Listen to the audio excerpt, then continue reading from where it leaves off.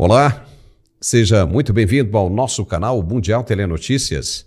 Aqui fazemos análises do que mais importante acontece no Brasil e no mundo, apenas isso. Já pedimos agora, para começar, para que você se inscreva no nosso canal se ainda não for inscrito. Precisamos subir esse número que é orgânico, é verdadeiro e sem impulsionamento. Portanto, contamos muito com a sua colaboração. Basta clicar no botão de inscreva-se ali em cima e pronto. Não precisa preencher formulário algum. No programa de hoje nós vamos falar sobre os absurdos do governo que estão pipocando por todo lado e a cada dia. Era tudo para permanecer no escuro, no segredo, guardadinho, sem que ninguém soubesse, mas a coisa vazou e vai vazar ainda muito mais. Vamos falar sobre isso e outras coisas bem interessantes no programa de hoje, que vai contar com a análise de nosso comentarista Gerson Gomes.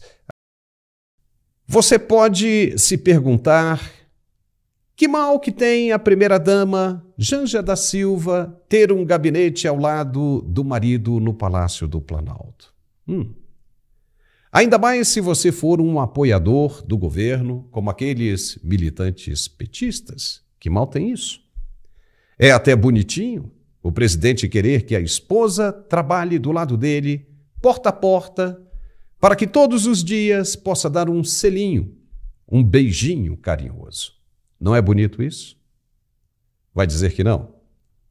Mas só ficar ali olhando o celular, sentada na poltrona, sem fazer absolutamente mais nada, apenas checando as mídias sociais, é meio entediante, não dá? Então, que tal arrumar o que fazer para ela, para a esposa amada, que quer ser diferente de todas as outras que já adentraram o mesmo palácio? Que tal? Isso seria maravilhoso. Então, pensam os envolvidos, vamos arrumar um orçamento para ela e vários assessores, que vai ficar legal. Pronto, solução achada. Só que isso é legal? A lei permite que funcione assim? Se é permitido, qual o impedimento do vice Geraldo Alckmin fazer o mesmo? Colocar a esposa dele para trabalhar no mesmo lugar? E qual o impedimento do presidente da Câmara, Arthur Lira, empregar a esposa dele no parlamento com salário altíssimo e vários assessores para apenas fazer festas e encher o bolso dos artistas amigos com dinheiro do povo? Qual a diferença? Os ministros do STF também podem, teoricamente, fazer o mesmo, com suas esposas ocupando gabinetes no Supremo, e os juízes de instâncias inferiores. Eles também. Janja, segundo o jornal O Estado de São Paulo, tem um corpo de assessores imenso, robusto, custando aos cofres públicos quase R$200 mil por mês. E são todos aspones. Como nos referimos, os jornalistas que cobrem Brasília, pelo menos os mais antigos, aos assessores de autoridades que não servem para absolutamente nada. E essa é a definição verdadeira, correta da palavra aspone, assessor de porra nenhuma. Me desculpe a expressão, mas é assim que se define aspone. Pois a Janja está cheia de aspone, ganhando salários de mais de R$18 mil, os chefes, porque os assessores dos aspones ganham mais de R$11 mil por mês, e tudo isso é dinheiro do povo, é dinheiro público. Sem falar nos outros gastos desnecessários, como viagens mirabolantes, que chegam a quase R$2 milhões em viagens, alimentação de primeira e hotéis de luxo. Isso é dinheiro público, sem justificativa. Então, é desvio de função, uma vez que não foi aprovado pelo Congresso e nem está previsto na Constituição. Sendo assim, qualquer um pode entender como forma de esquentar uma aquisição de recursos ilegais, ou não. Sem contar que está havendo aí um nepotismo disfarçado para ludibriar a legislação brasileira. O dinheiro que está sendo gasto no gabinete da primeira-dama é ilegal, como qualquer outro que é esquentado em esquemas de fraude. Se é dinheiro público, ele tem de ser gasto com transparência e dentro das normas legais. Onde está escrito que a primeira-dama deve ocupar um cargo no Palácio do Planalto e ter dinheiro público para suas contas? Onde? E o orçamento dela foi definido por quem? E por que o marido e presidente decretou sigilo de 100 anos para a agenda da esposa? Para que o mundo não saiba em que ela está gastando o dinheiro do povo? Logo, Lula, que prometeu acabar com os sigilos no primeiro dia de mandato, já vai começar o terceiro ano e ele só aumentou o que disse que ia acabar. E é errado a gente comentar isso aqui, é errado o jornal O Estado de São Paulo divulgar essa imoralidade. É tudo com o dinheiro público. E como dissemos, se é do povo, tem de haver transparência e não sigilo de 100 anos. E o que é pior, o status da primeira-dama como ministra do governo, mandando como se fosse o próprio ministro da Casa Civil, era para ficar escondido. Ela, segundo informações, já está nesta atividade há muito tempo. Mas agora, as coisas vão começar a pipocar. E de montão, as sujeiras. Tem muita gente prejudicada por causa das ações intempestivas do governo. E vai todo mundo abrir a boca. Pode esperar. É um absurdo isso. E não é possível que os apoiadores do partido concordem com tudo o que está acontecendo, porque é justamente o que eles dizem combater, os privilégios e apoderamento dos recursos públicos. Se eles apoiam, é porque não estão conseguindo enxergar que os verdadeiros monstros imaginários que eles combatem são eles mesmos. O problema e o perigo dessas coisas continuarem acontecendo é que o exemplo vem de cima. Você viu como o judiciário tem exercido o seu poder depois dos exemplos que recebeu das cortes superiores, não viu? No que deu, por acaso, aquela denúncia de vendas de sentenças pelos magistrados do Mato Grosso? Arquivamento pelo CNJ. No governo anterior, ninguém fazia tantas coisas erradas porque tinha vergonha, tipo, não dá para fazer assim não, porque vai pegar mal, né? Hoje em dia, os caras perderam esse freio, essa vergonha, com os exemplos que estamos vendo sendo dados pelo próprio governo. Se o ato errado é concluído e ninguém fala nada, é certo que não vai dar em nada para a gente também. E logo todo mundo vai esquecer. É o que parece se pensar. Veja o que aconteceu no Tribunal de Contas do Distrito Federal na última sessão do ano. Os ministros aprovaram, a toque de caixa, bem rapidinho, uma verba suplementar e retroativa no valor de R$ 780 mil para cada um, valor que deve ser pago de uma única vez. E mais, ainda aprovaram um abono salarial de cerca de R$ 15 mil acima dos vencimentos, que chegam a R$ 44 mil. Ou seja, vão para cerca de R$ 60 mil por mês. Veja como foi a sessão. Como vota o conselheiro Inácio Magalhães? Com Vossa Excelência. Como vota o conselheiro Paulo Tadeu? Com relator, Vossa Como Excelência. vota o conselheiro André Clemente? Com Vossa Excelência. Agradeço. Estou votando muito hoje, porque a última sessão eu não poderia perder de fazer essa quantidade de votos. Claro. Viu aí? Cada um dos conselheiros vai receber essa bolada.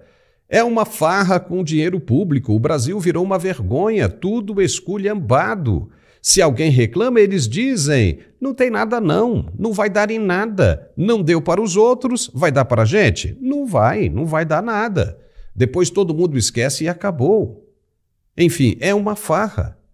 Veja que os ministros do governo Lula estão indicando suas esposas para cargos de conselheiros, como esses aí, que aprovaram essa verba suplementar e abono salarial.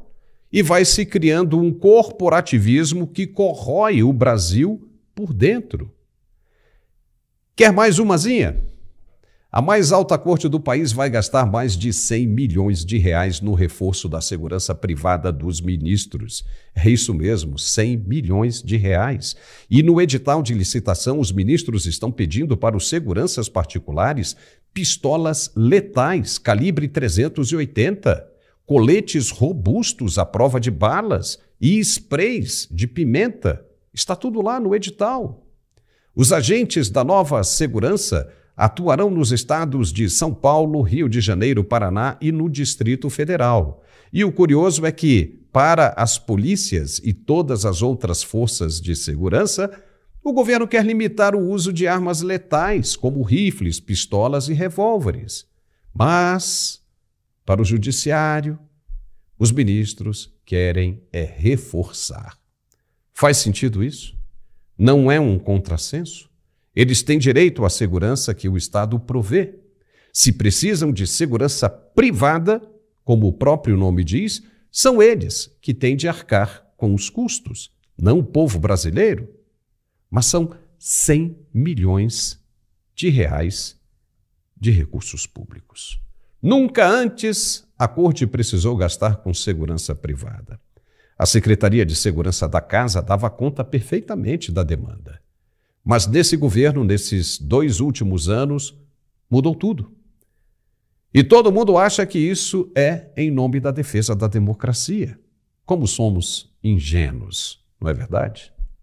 E para analisarmos todos esses assuntos, nós vamos conversar agora com o nosso comentarista Gerson Gomes. Seja muito bem-vindo, Gerson. Espero que esteja tudo bem por aí. Começando por esse último assunto, se estivesse agindo como deveria, cuidando apenas da Constituição, os ministros não precisariam gastar mais de 100 milhões de reais em segurança privada, né? E é correto gastar o dinheiro público em segurança privada? Imagine se essa moda pega. Eu quero ouvir a sua opinião, Gerson. Muito bom estar de volta, Paulo. E inicialmente, antes até de tocar nesses assuntos, eu gostaria de agradecer a nossa audiência do Mundial Telenotícias pelas muitas mensagens que eu recebi por ocasião do falecimento da dona Rita, minha segunda mãe, minha sogra, e vários me enviaram notícias e mensagens muito carinhosas e eu agradeço a toda a nossa audiência. Mas vamos lá. Hoje nós temos 3 assuntos que você me provoca nessa chamada de abertura e eu vou responder de trás para frente. Vamos aos ministros do STF e chegaremos lá na Janja. Os ministros do STF, de fato, eles precisam de segurança. Eu tenho que reconhecer que essa situação no Brasil é uma situação sui generis e quem melhor diagnosticou essa situação foi o desembargador Sebastião, quando ele fez a sustentação oral logo nas primeiras defesas dos presos do 8 e 9 de janeiro, e ele, olhando nos olhos dos ministros da Suprema Corte, ele vaticinou: os senhores atualmente são as pessoas mais odiadas do país. Veja que ele foi muito incisivo, inclusive, em colocar as questões, seja de inconstitucionalidade, seja os fatos que estavam notoriamente sendo violados no que diz respeito aos direitos daqueles cidadãos brasileiros que não tinham prerrogativa de foro ali junto ao Supremo, estavam sendo julgados sem o duplo grau de jurisdição, cerceada a sua liberdade, com uma série de questões que iam desde a audiência de custódia até a forma como ficaram meses em presídios e em prisões preventivas. Aquele discurso que ele fez ali, inclusive é bom que se diga, ele se apresentou como voluntário, ele, o desembargador aposentado, fez esse trabalho pro bono de fazer a defesa daquele preso, mas ele diagnosticou algo, Paulo, que é verdade. O que aconteceu com o ministro Alexandre lá em Roma, ou o que aconteceu com os ministros quando foram aquele evento sediado em Nova York, em que o próprio atual presidente da corte fala aquela frase muito lamentável, em que ele se dirige para um manifestante e diz: perdeu o mané, não a mola. Ou quando a gente vê que em Portugal, naqueles eventos do Gilmar Palusa, também a população, quando os encontra, os hostiliza. Eu creio, Paulo, que é pouco. Eles vão ter que investir um pouco mais. Eu até sugiro que eles pensem numa frota de aeronaves particulares também. Porque, veja só, atualmente os ministros da Suprema Corte têm que utilizar também as aeronaves da Força Aérea Brasileira, porque não podem voar em voos regulares. Eles são realmente considerados pessoas no país inteiro muito, pelo menos, antissociais, para não dizer outra coisa. Então, na verdade, o que nós vemos hoje é uma distorção que é do Brasil. Em nenhum outro país, os ministros da Suprema Corte, que são cortes constitucionais, normalmente são homens muito austeros, homens e mulheres muito comedidos, que só se manifestam nos autos. Aliás, a população muitas vezes nem sabe os seus nomes. E no Brasil hoje, por incrível que pareça, você não sabe a escalação da seleção brasileira de futebol. Eu até te desafio, eu sei que você é um aficionado do futebol botafoguense, mas eu te digo, hoje nós não sabemos. E você sabe que alguns anos atrás eu sabia dizer de cor a seleção não só de futebol masculino, mas como eu sabia falar a seleção de vôlei masculino e feminino de cor, e às vezes até na época do Oscar sabia a seleção de basquete. Hoje, ninguém sabe nada disso, mas sabe quem são os 11 ministros do STF. Então, esse momento, Paulo, é um momento que já nos diz que há uma distorção. Mas vamos ao segundo ponto que você falou sobre a questão. Não, eu prefiro chamar o segundo ponto. Eu ainda quero comentar mais um negocinho aqui, Gerson, se você me permite. É o seguinte, o curioso disso aí é que muita coisa precisa ser esclarecida. Porque serão quantos agentes que farão a segurança dos ministros? Quanto que isso vai custar por mês e por ano ao orçamento da União? E mais, os ministros gostam de viajar bastante mundo afora. Eles poderão levar junto com eles todos esses seguranças ou esses seguranças ficarão na porta do aeroporto, esperando por eles quando voltarem? Então, isso tem muita coisa, por aí. E aí, se for verba da União, se for verba extra, alguém vai ter que explicar isso para o Congresso, porque o Congresso é quem vota o orçamento da União, e daí o Judiciário apresenta as suas necessidades e a União tem que repassar tanto para o Executivo quanto para o Judiciário e para o Legislativo a verba. Mas o Congresso é quem tem que aprovar isso aí. Então imagine como é que vai ficar esquisito, porque a segurança dessas autoridades já está prevista na Constituição e dentro do orçamento devido. Se você vê a necessidade de se aumentar, há que se fazer um ajuste tremendo em cima disso, E não seria melhor voltar ao que era antes? Ou seja, você mencionou aí em épocas que o Supremo era a coisa mais maravilhosa, todo mundo torcia pelas decisões do Supremo. Você lembra muito bem no impeachment do Fernando Collor, quando a gente tinha, eles são os mais antigos que vão lembrar disso, os mais recentes sequer sabem a respeito disso. Um impeachment do Collor, onde o tribunal exerceu um trabalho espetacular ali, inclusive interrogando por mais de 8 horas ao vivo a ministra da Economia, na época, Zélia Cardoso de Mello, e foi uma aula de direito prestada naquela época. O povo brasileiro torcia bastante. O que está faltando, Gerson, para que as coisas voltem a ser tranquilas como eram no passado? Você citou, por exemplo, em outros lugares, que os ministros, os integrantes das altas cortes são inteiramente anônimos. E é verdade, um juiz da Suécia, isso já circulou bastante aí, vai para a corte de bicicleta, Exato. Passeando com todo mundo, entendeu? No nosso país, no Brasil, a coisa fica muito difícil, porque será que eles estão querendo ser mais do que realmente são? E aí apresentam como justificativa a defesa da democracia. Como é que você vê isso? A raiz desse problema, Paulo, está na politização da Suprema Corte do nosso país. Veja que aquilo que o ministro Barroso hoje, de certa maneira, se ufana de interpretar que o momento que o Brasil vive é aquele em que a Suprema Corte assume um papel político, ele não somente é uma distorção do papel previsto na Constituição, mas como ele traz problemas. Veja só, existe aquela frase que a gente conhece bem, Quem está na chuva, acaba estando sujeito a se molhar. Mas existe a frase mais recente que é: se você não sabe brincar, não desce para o play, que a gente ouve muito a gurizada falar. Por que eu uso essa frase? É porque é muito bonito quando o ministro Barroso ele entende que esse papel novel, ou seja, essa nova fase de ativismo político, ele dá ao Supremo Tribunal Federal a prerrogativa de interferir, seja no Congresso Nacional, seja no Poder Executivo. Só que tem um problema. ele não quer descer para o play, porque o debate político é extremamente desgastante. Quando você está numa Suprema Corte, onde o decano da Suprema Corte, essa semana passada, inaugura uma obra no Mato Grosso, veja que lá atrás, quando a gente viu ainda, na época do Mensalão, que o relator do Mensalão, eu não sei se você lembra que o ministro Joaquim Barbosa, certa vez ele teve ali uma discussão, um debate com Gilmar Mendes lá atrás, e ele faz essa acusação à época, dizendo que era um ministro que tinha um ativismo político, e ele fez referência, inclusive, a jagunços ali do Mato Grosso. Quando houve aquela discussão, lá atrás, muitos de nós achamos um pouco exagerado, né, o Joaquim Barbosa falar dessa forma de um colega seu.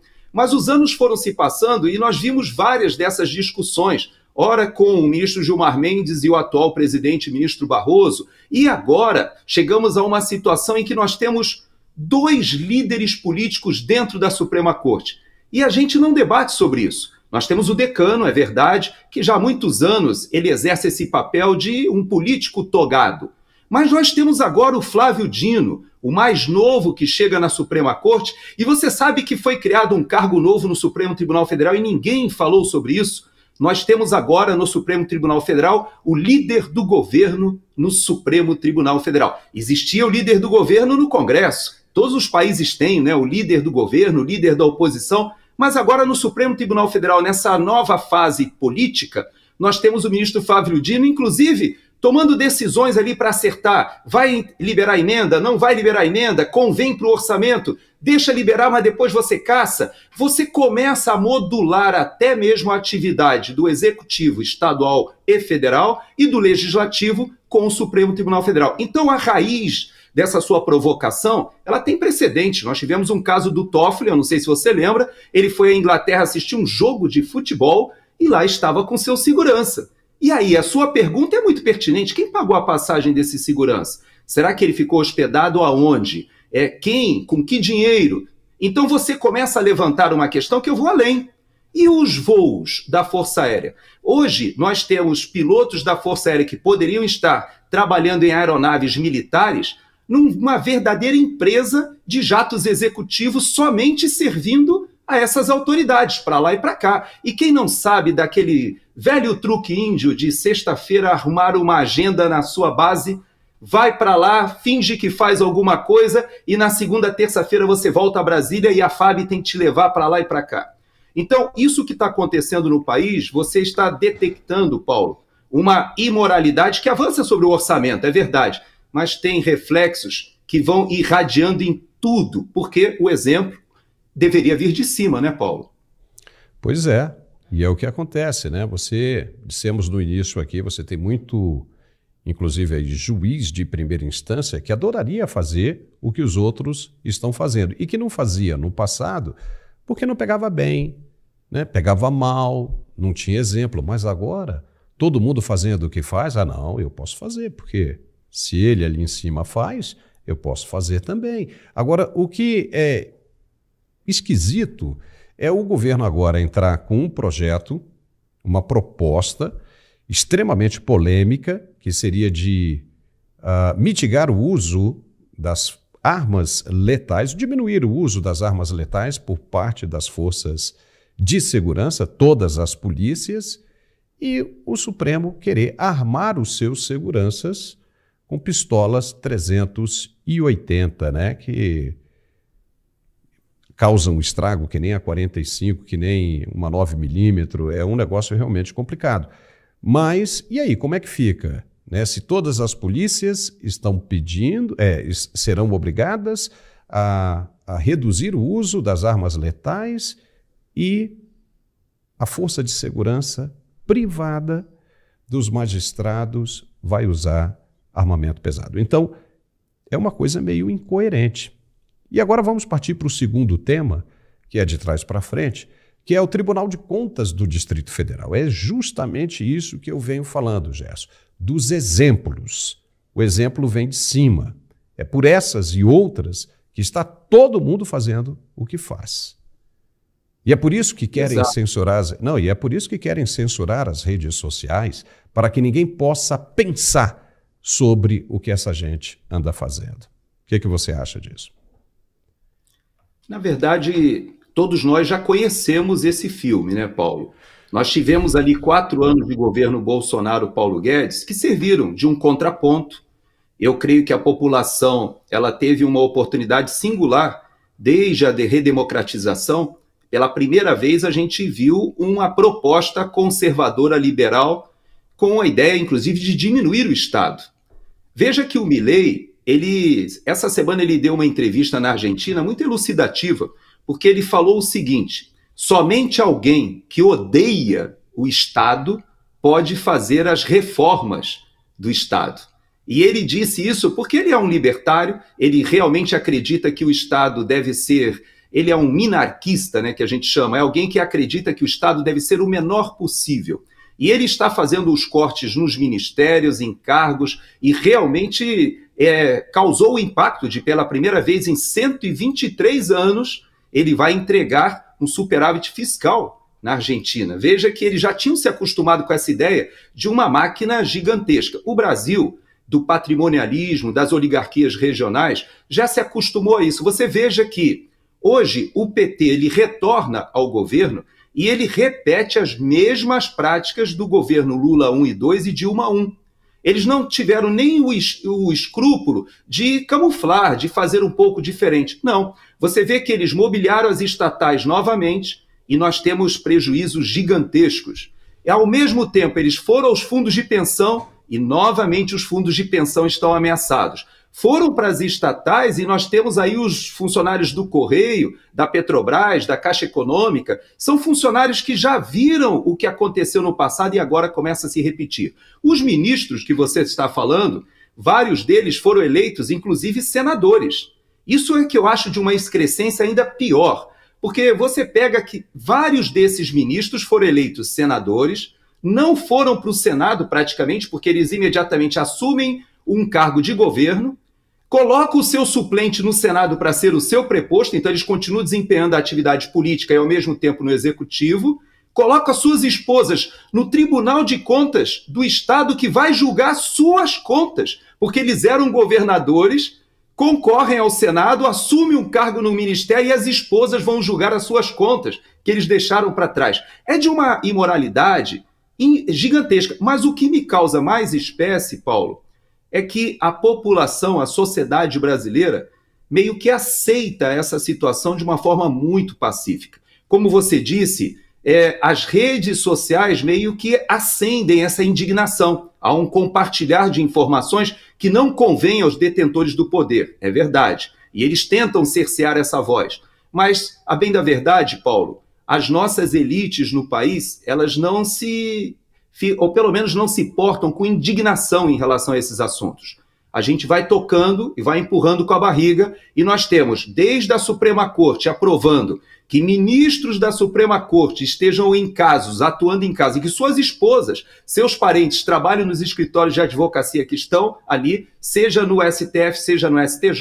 Como você disse, isso irradia, e os tribunais de contas hoje, na verdade, Paulo, aliás, faço essa ressalva, Tribunal de Contas não integra o Poder Judiciário. Esse nome, ele carrega uma ideia distorcida. Tribunais de Contas deveriam simplesmente ser órgãos de assessoramento do Poder Legislativo para fiscalizar o Executivo, a aplicação das contas. E, no entanto, se transformou realmente num cabide de emprego e numa articulação política em que você... Aliás, são cargos vitalícios, viu, Paulo? Essas esposas desses ministros ficarão aí até 70, 75 anos ganhando esse dinheiro. E como senadores, vários deles foram lá, como o próprio Flávio Dino, ficou só alguns dias como senador, mas incorporou não somente uma aposentadoria vitalícia, mas como plano de saúde também vitalício. Então são muitos penduricalhos que a gente vê. E como o Milei falou, somente alguém que tem consciência do prejuízo que isso causa à nação é que pode fazer uma reforma. Infelizmente, Paulo, a reforma administrativa que a gente precisa aparentemente não virá nem do Poder Executivo, nem do Legislativo e nem do Judiciário, porque todos eles se locupletaram, Paulo. Olha só, alguém tinha que ir para o sacrifício, Porque dizem que o cara vai, bate, mas depois que passa da porta para dentro, tudo muda. Quando chegam aquelas propostas de emendas parlamentares, aquela coisa toda, a cabeça do cara muda. Uma vez perguntando aqui a um senador, a gente falando, olha, por que vocês não lutam aí para acabar com o poder do presidente da casa? Porque diminuir esses poderes, ou seja, deixá-los mais diluídos, entre os senadores, ele disse, não, porque isso depende do presidente, ele não vai colocar isso nunca na pauta de votação, porque não quer diminuir os seus benefícios. Então, isso é o que atinge a todo mundo, é o que todo mundo pensa quando entra ali. Alguém tinha que ir para o sacrifício, como o Javier Milei está fazendo na Argentina. O cara entra sabendo que ele vai mudar, que ele vai perder todos aqueles benefícios que os outros estão ganhando. Nada de plano de saúde vitalício, nada de um parlamentar ou alguém pertencente a um cargo legislativo ir para o executivo no exercício do seu mandato, nada disso. Porque realmente é uma sacanagem. O cara é eleito deputado, é eleito senador, nem assume, já entra o suplente que você não votou. Você não votou no suplente. Você votou naquele cara que fez campanha, que disse que ia fazer isso e aquilo, e esse cara não está ali. O cara assumiu um cargo em algum lugar, ou então disputou uma prefeitura, não teve tempo de completar o mandato dele. Isso é uma sacanagem. Isso deveria ser revisto. Mas aí quando o cara entra, não, vamos deixar isso para lá, porque vai mexer no benefício, né? Vai mexer numa situação bem confortável e ninguém quer sair do conforto. Então alguém, algum dia, tem que ir para o sacrifício para que todo o resto se beneficie disso, ou seja, todo o resto, o povo brasileiro como deveria ser. Porque o cara, quando ele é eleito para representar os desejos do povo, as premissas do povo. Mas quando ele entra lá, ele esquece de tudo isso, né? Tem essa manha toda. Todo mundo quer poder, porque quer mamar. Nós temos algumas exceções, né, Paulo? A bem da verdade, hoje já existem parlamentares, tanto na Câmara dos Deputados quanto no Senado Federal, que abriram mão desses privilégios. Eles entendem que o fundo eleitoral é outra excrescência, o próprio fundo partidário também. Muitos que foram eleitos agora em 2022 e alguns já em 2018, carregaram para dentro do Congresso Nacional essa aspiração da sociedade que você coloca muito bem. Por isso é que a gente tem a tábua de salvação que a gente tem para o país, que hoje o Brasil está com o freio de mão puxado, né, Paulo? É triste a gente saber que o Brasil estava decolando ali com Paulo Guedes e Jair Bolsonaro. Ele agora vive um período de uma recessão, um retrocesso, e agora para a gente retomar, quando a gente estiver lá na frente, que a gente conseguir voltar a confiar no processo eleitoral, e eu espero que em 2026 a gente consiga uma renovação de 2/3 no Senado que promova isso que você está dizendo. Uma mudança no regimento interno que retire do presidente da Câmara e presidente do Senado esse poder excessivo que você está colocando muito bem e que possa modular os poderes da República. Porque, veja, nessa disputa de orçamento que você falou, você viu que o Flávio Dino ele deu aquela puxada de tapete na questão das emendas, né? Nós acompanhamos isso durante a semana. Ontem, o Rodrigo Pacheco, ele deu uma sinalização dizendo, olha, vamos dar uma segurada aqui na aprovação do orçamento bilionário, realmente é bilionário, é mais de 1 bilhão do Supremo Tribunal Federal. Vamos dar uma segurada aqui, porque aí a gente força daqui, eles forçam de lá, a gente faz um cabo de guerra, mas como você disse, não é em benefício do orçamento ou até do pagador de impostos, é do benefício de cada um dos grupos. O parlamento querendo preservar as suas emendas PIX, e, ao mesmo tempo, o Supremo Tribunal Federal agora vai dizer, opa, peraí, não mexe comigo não, vamos negociar. E o cidadão é que fica no meio dessas negociatas, né, Paulo? Não, e tem mais, né? Quer ver um outro absurdo? Esse negócio aí do gabinete da Janja no Palácio do Planalto, né? O que você achou disso, Gerson? Olha só, isso me lembrou muito algumas, não tem como deixar de comparar, né, com a própria Nicarágua. Você vê que lá na Nicarágua, a Rosário Murillo, né, que é a esposa do Daniel Ortega, ela assumiu o cargo de vice-presidente. ou vice-presidenta, né, como o pessoal da esquerda gosta de se referir no feminino. É interessante porque no início ela fazia mais ou menos como a Janja. Ela estava ali presente, mas de tanto ela estar ali interferindo também com seus assessores, dava opinião, muitas e muitas vezes dizia-se que ela tinha uma ascendência sobre o próprio Daniel Ortega tão grande, que ela acabou assumindo, quer saber uma coisa? Me dá logo o cargo de vice-presidente. E é mais ou menos o que está acontecendo no Brasil, porque você veja que o Alckmin, ele realmente pega uma rebarba ali do governo com aquele Ministério da Indústria e do Comércio, é verdade. Agora está sendo cotado, quem sabe, para assumir o Ministério da Defesa com a saída do Múcio. Muitos estão falando sobre isso. Não sei. Mas o fato é que já houve várias situações em que ele poderia ter assumido e a gente percebe que o governo resiste. Há quem diga que a própria Janja que estava despachando do hospital durante aquela cirurgia que aconteceu na semana retrasada. Ela estava ali, talvez, fazendo as assinaturas e despachando em lugar do presidente Lula? Não sabemos. Agora, uma coisa eu sei. Quando tem uma boca podre, aí eles mandam o Alckmin, né? Como aquela assunção do presidente do Irã, né? Em que ele foi lá, se sentou do lado daqueles líderes terroristas todos, representando o Brasil, aí mandaram o Alckmin, aí não mandaram a Janja, né? Mas o fato é que essa excrescência que a gente vê no Brasil, se a gente olhar, aconteceu também na Argentina em relação aos Kirchner.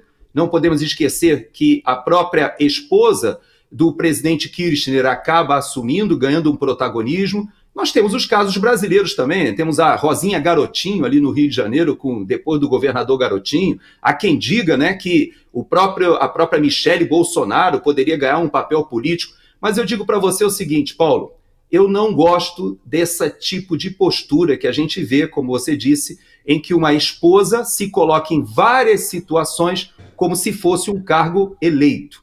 E isso não é só a questão financeira que você levantou, não. Isso tem implicações várias, até mesmo na governabilidade.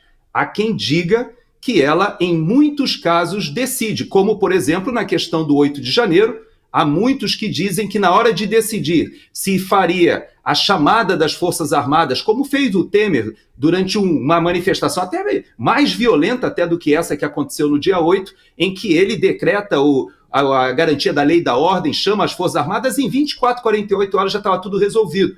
Mas nesse caso dizem, não sei se é verdade, que a própria Janja assessorou dizendo não chama os militares não, vamos resolver isso aí da forma, tira o governador do Distrito Federal, coloca a vice-governadora, vamos dar um jeito entre a gente, faz um interventor aqui, vamos arrumar um interventor que entende muito de segurança pública. Já sei. O secretário executivo ali do Ministério da Justiça, que é um jornalista. E aí colocaram ali, né? Então você vê que dizem que ela teve um papel preponderante nessas decisões. Não sei se é verdade, não sei se isso é atribuído só à fofoca, Paulo. Tá certo. Gerson, chegamos ao final deste nosso programa de hoje. Muitíssimo obrigado pelos seus esclarecimentos. É sempre um prazer tê-lo aqui conosco, tá bom? Olha, tudo de bom e um bom fim de semana para você, hein? Semana que vem a gente se vê de novo. Até lá. Obrigado, Paulo. E até semana que vem, se Deus quiser. E nós ficamos por aqui também. Se você gostou, não deixe de dar um like e de se inscrever no canal, porque é muito importante para nós e contamos com a sua ajuda e colaboração. Um forte abraço, um bom fim de semana e até segunda. Tchau.